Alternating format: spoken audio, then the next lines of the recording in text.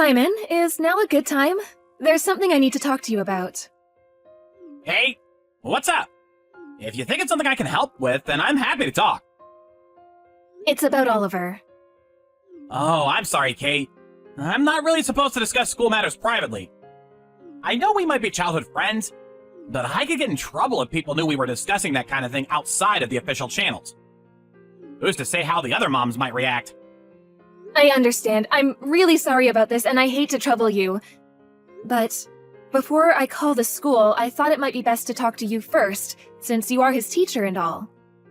I know it's not normally how things are done, but please, can you make an exception just this once? Okay, Kate, but I mean it. I really can only do this once. So what's up? So here's the thing. Oliver recently started saying he doesn't want to go to school anymore. I've asked him so many times, but he won't tell me why.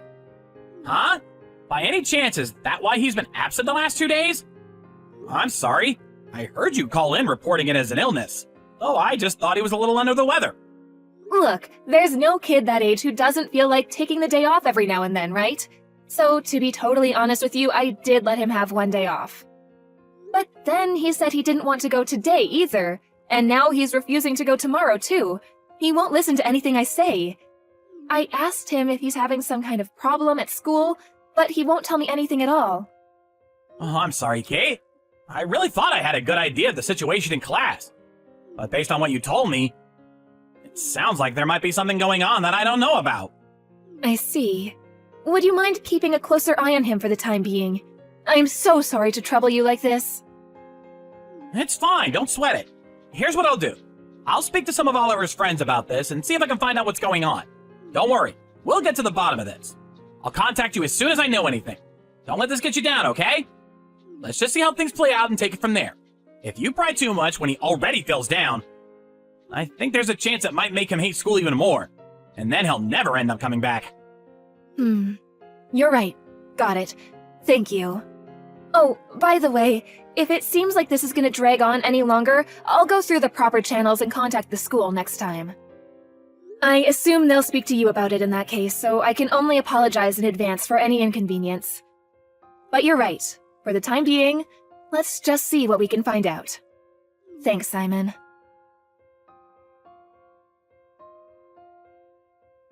Hey, I haven't heard from you in a while. Is everything okay? If so, look, we've already crossed the Rubicon, so we might as well at least get to the bottom of what's going on with Oliver. Don't worry, okay? I want Oliver back in class more than anyone. Which is why I want you to know you can talk to me if you're still having problems. I want to help you.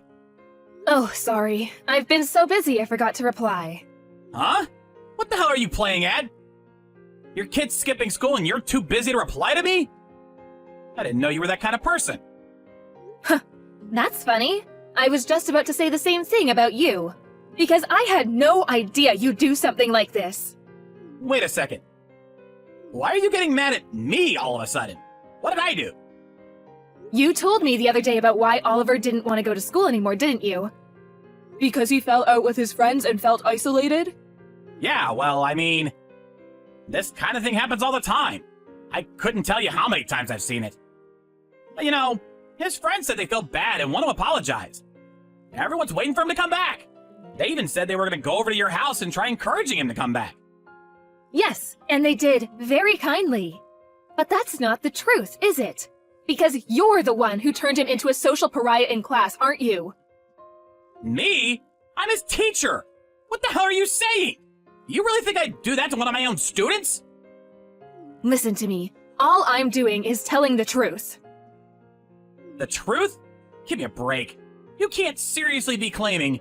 Do you think there are still teachers around who do that kind of thing? Even elementary school kids have smartphones at this day and age. Our conduct has to be flawless at all times. One wrong move, and suddenly the whole world would be talking about it on social media. Can you just calm down and think about what you're saying? You're right. It really would be unbelievable if there was a teacher acting like that in this day and age. But believe me, I am calm.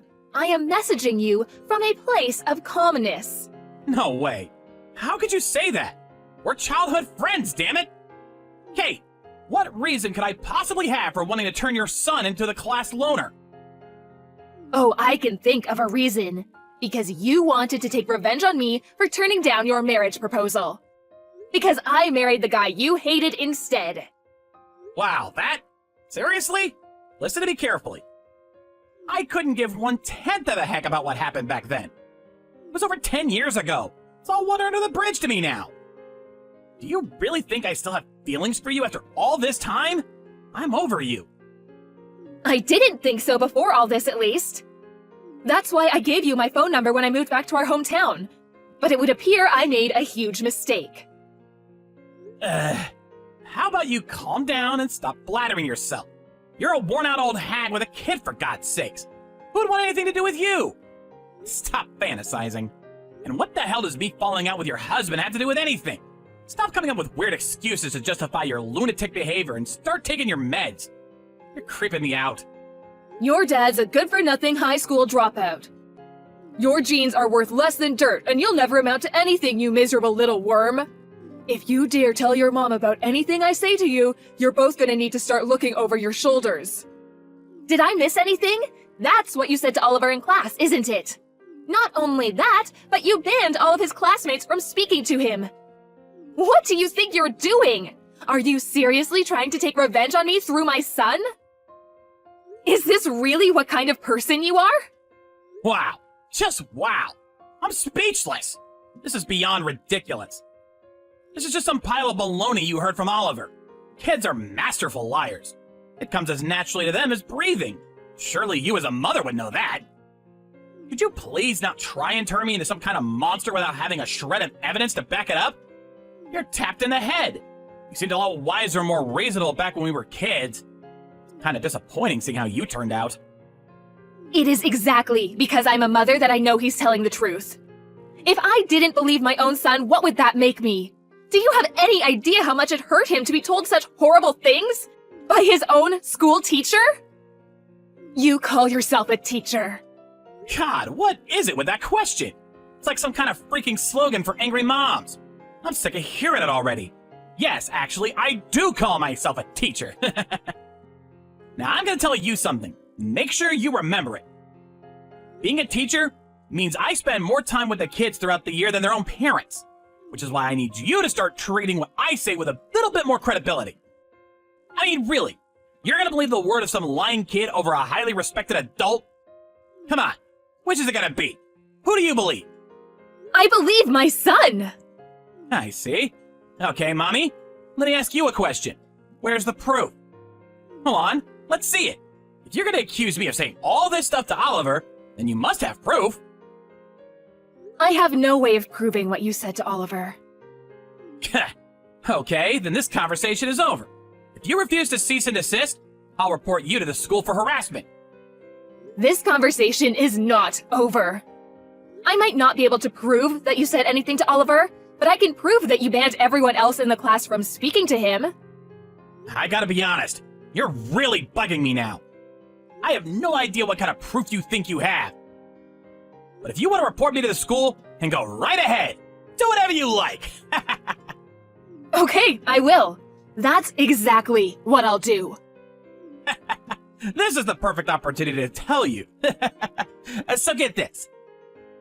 Even if, for argument's sake, I did do something, you should know that I have friends in high places who will be there to protect me if I need it. Friends in high places? A teacher? Who would protect you? My uncle. He's on the Board of Education. If anything happens to me, he'll have my back. To put it bluntly.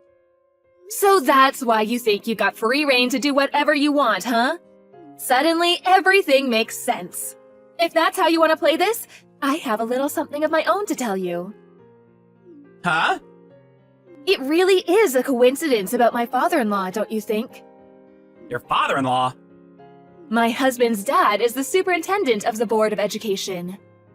It would be extremely foolish of you to believe you're invincible just because your uncle happens to be a board member. Really? By the way, about that proof. You just said you had proof?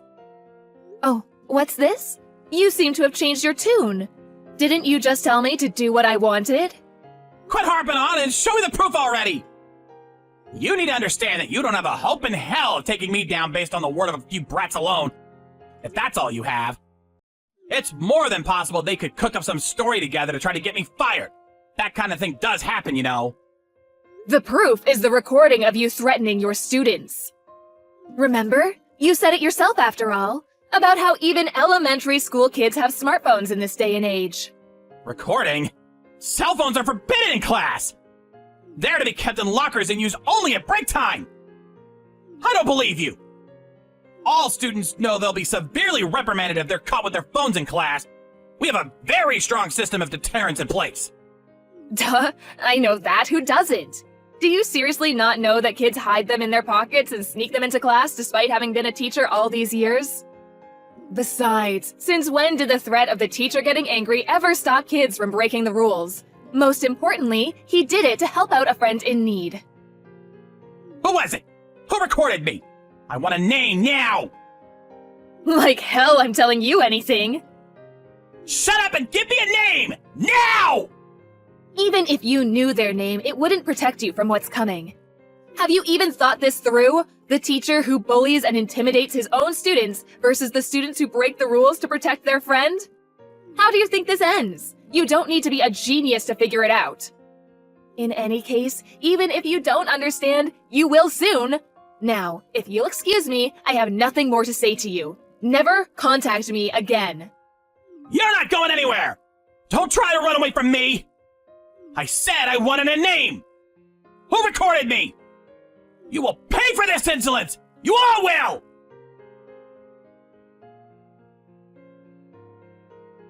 Kate, I think I owe you an apology over what happened with Oliver. I'm truly sorry. The way things are going, it's looking like I might not be a teacher for much longer. I abused my position due to personal grievance, which is absolutely unacceptable and should never have happened. I've reflected on what I did, and I'm truly sorry. So please, will you find it in your heart to forgive me for what I did to Oliver? And Oliver himself? If he forgives me, I might still be in with a shot of salvaging things at work. Please, will you give me a chance to apologize to him in person? I told you never to contact me again, didn't I? I'll be letting the school know you contacted me directly and not through your lawyer like you were supposed to. I will never forgive you for bullying, victimizing, intimidating, and threatening my son. A person like you should never have been allowed to become a teacher in the first place. I'll make sure you never get a chance to see Oliver again. Please. I did this for a reason. I really did love you, Kate. Which is why I was so shocked and hurt when I found out you were marrying that high school dropout. I always thought I'd be the one to marry you. I could have made you so much happier. But then when I got down on one knee and you turned me down, my world fell apart. Yes, Simon. I know. You do? You finally understand? In that case, maybe you and me could finally give it a shot. I've been waiting all my life for this moment. Will you be mine, Kate? No. I mean, I know what a despicable, hopeless waste of space you are. Did you really think I was going to say yes to your proposal? We never even dated. Never contact me again. You disgust me. What? You got some nerve. This was all your fault to begin with. What? If you weren't in my life to begin with, none of this would have ever happened. I would have never developed feelings for you. I never would have proposed to you. And now this. I wouldn't be in this mess either. If you didn't exist, your son wouldn't have just happened to be a student at the school I teach at. I mean, I'm his form teacher? Is this some big cosmic joke? It was bad enough that you rejected me without having to see your husband's offspring set staring at me every day. It couldn't be more humiliating. Why can't you understand how I feel? So you're saying this is all my fault? Good. Your absolute lack of remorse only strengthens my resolve to do what I have to do. Mark my words, you will be dealt with. There is no place for someone so deranged and bitter that they drag their personal affairs into their professional life to the extent of damaging their own students' mental health. If you're so desperate for someone to pull you out of the hole you dug, they're gonna need the mother of all shovels, and you're wasting your time with me. Oh, I know. Your uncle's on the Board of Education, isn't he? Try asking him.